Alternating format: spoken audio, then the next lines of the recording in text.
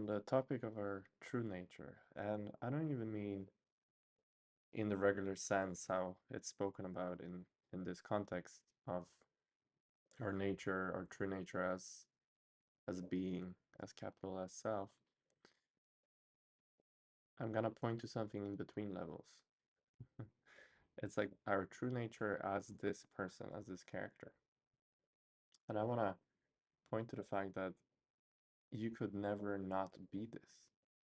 And there's an immense sense of relaxation and letting go happening as you recognize that you are just floating down this river and it's taking care of itself. You could not never not be this. You could not ever make a mistake. You could not ever grow into something, someone who is not you. You can only ever be you. And so you it's kind of explodes into this range of levels from which this can be heard, right? All the way from the cheesy, hey, just be yourself, everybody else is already taken, all the way to true being as that pure white light, eternally at peace, unchanging, and yet manifesting in this myriad of forms. And I wanna position ourselves somewhere in the middle today. I was just browsing and a really good book gifted to me very early, surprisingly early on the beginning of my path by a good friend. It's called Be Here Now by Ramdas. I've read it many times over. Each time it's like a completely different book because I am somebody completely new. And I might even do like a series on unpacking some of the pages. If that sounds of interest at all, leave a like, leave a comment. But what caught my attention today, and you'll find it difficult to read, but you hopefully just get that general idea,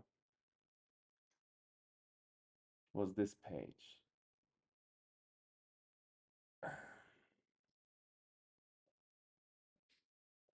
Feel free to pause the video if you want to check it out. Even better, buy the book. It's really cheap. It's a cheap book. It's a cheap but absolutely mesmerizingly beautiful book.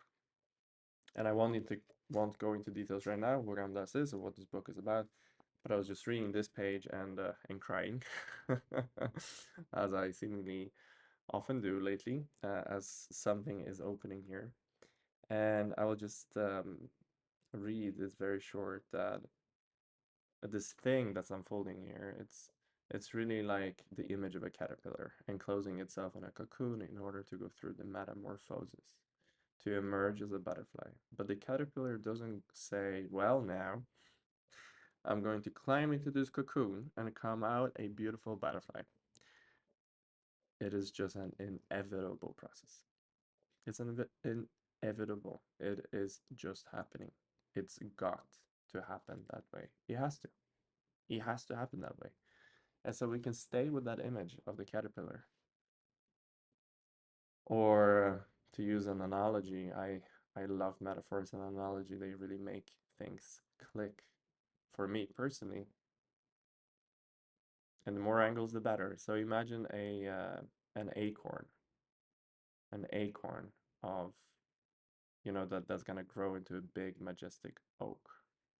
There's no way that that acorn can grow into anything else. It's it is its nature to grow into an oak. And in a similar way, it is Milo's nature to grow into Milo. I cannot be anyone else, no matter how hard I tried and pulled in a different direction. There is no different direction. There is simply already the unfolding of who this character is supposed to be. And, I can really appreciate there being intellectual parts. I have them too that try to really dissect this and make sense of it all, maybe even co opt this teaching into something useful that we can use. And I'm afraid to say there's none of that here. It's not about unpacking this and poking a hole in this, trying to understand it deeper because it's not understood deeper. It can only be felt more deeply. So it's not about agency or fate or determinism. Just leave all that. Leave all that. It's a unless you enjoy the process, but you have to be really honest with yourself. Are you truly enjoying the exploration? You're doing that as an expression of the light, of the joy that's part of your character who enjoys dissecting things with the intellect, knowing that there's nowhere to get to. It just becomes art. It's just making brush strokes on a canvas. It's not really anywhere to. It's there's nothing at the end of that rainbow. You won't arrive at an understanding that will become useful or give you a leg up on this journey. When that lands, just in general, when we realize that we're just flowing, we are that flowing river which doesn't really have a beginning or an end, there's nowhere to get to, there is only the eternal now, there is already this. It is already, and it has got to happen this way because it is its nature. The way that leaves grow on a tree, or an acorn grows into an oak, or the way that a caterpillar becomes a butterfly. Do you feel the beauty in that? It's completely effortless, and it is breathtakingly beautiful.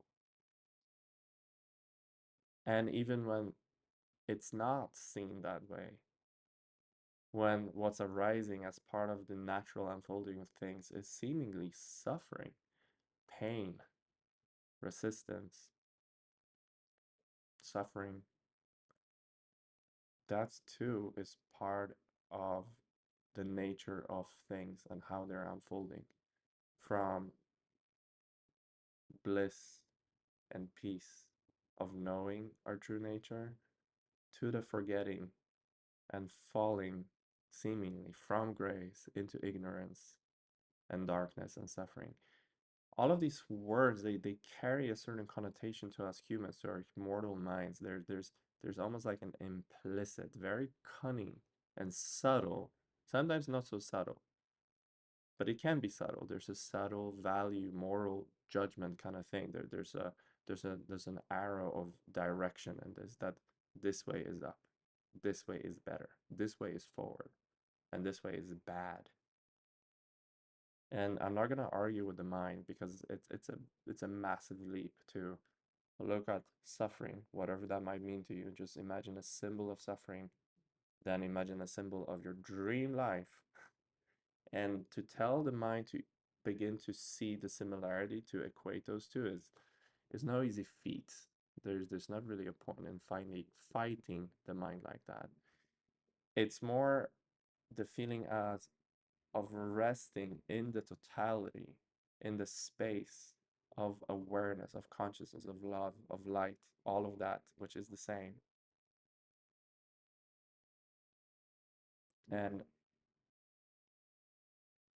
as the observer who is not a observer, but as the space in which everything arises, that everything is of, knowing yourself as everything, only from that place of ultimate surrender and detachment can we make peace with the images.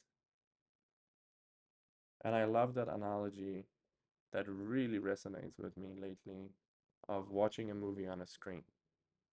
We have mistaken ourselves to be the characters in the movie, and so we're so caught up in the drama of how is this gonna go?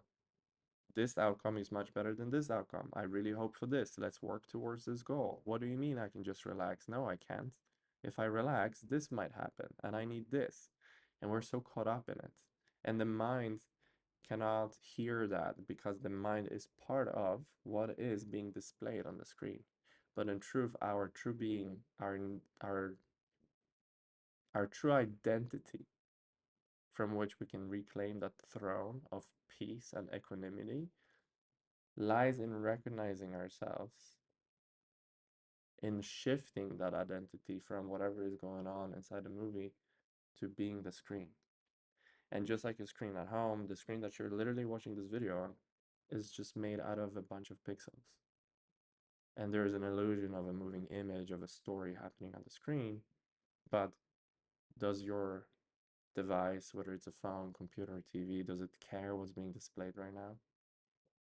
Notice that the judgment, whether there's a fascinating talk such as this one, possibly, or maybe you find this extremely boring and there's a judgment in that as well, or watching an exciting action movie, or just observing static, just pure static on a screen, there's an immediate judgment of what is better, what is more interesting, what is more engaging, what would you rather look at. And notice that that discernment is not the discernment of the device, not the discernment of the screen. It's an afterthought that actually belongs as part of the movie, of whatever is being displayed. It is not the opinion of the screen. So as we rest in our true nature, knowing that we can only ever be this, it has got to happen like this. Can we find the relaxation in that?